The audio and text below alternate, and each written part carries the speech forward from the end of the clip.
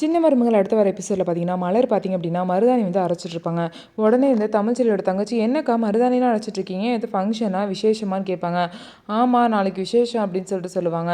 ஓ, போஸ் மாமா கல்யாணமா அப்படின்னு சொல்லிட்டு அவங்க கேட்பாங்க.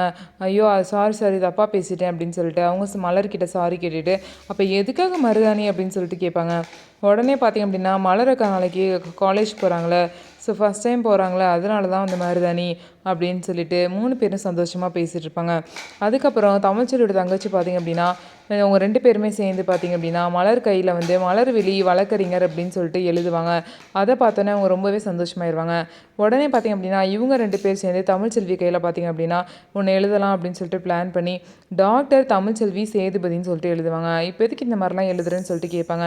நீ உன்னோட 12வது புக்கில் இந்த மாதிரி தானக்கா எழுதியிருக்க, பழசெல்லாம் மறக்கக்கூடாது, உன்னை மாமா தானே கஷ்டப்பட்டு கோச்சிங் கிளாஸ்லாம் போய் படிக்க வச்சுச்சு, நீ ஏன்க்கா அதெல்லாம் மறக்கிற அப்படின்னு சொல்லிட்டு பேசுவாங்க. அப்போ வந்து தமிழ்ச்செல்விக்கு பழசெல்லாம் ஞாபகம் வந்துடும்.